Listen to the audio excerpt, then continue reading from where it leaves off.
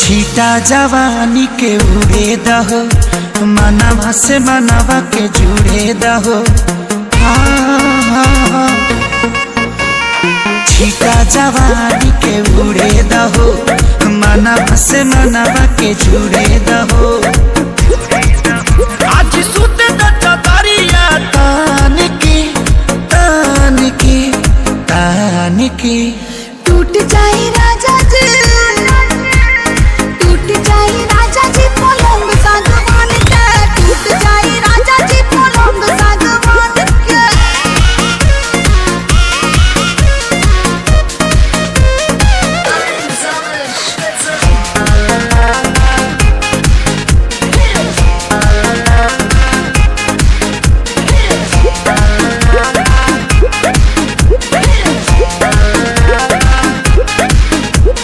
छुए द बदन की देखो न कटन की, चादर बिछा देहनी।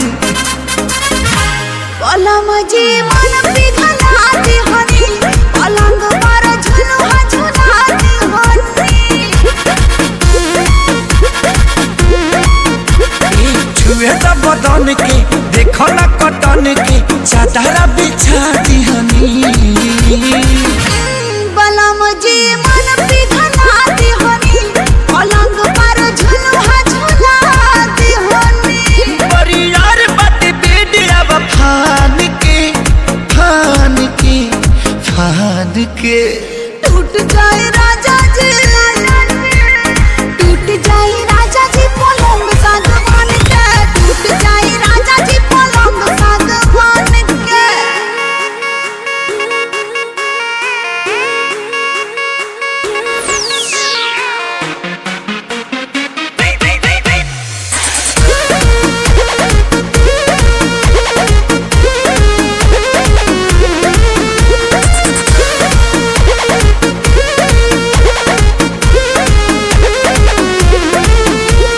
बने तब बेसरमी देहिया में गरमी पैठे लागी हो।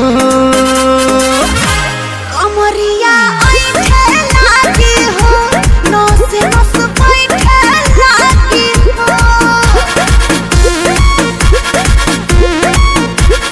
बने तब बेसरमी देहिया में गरमी पैठे लागी हो।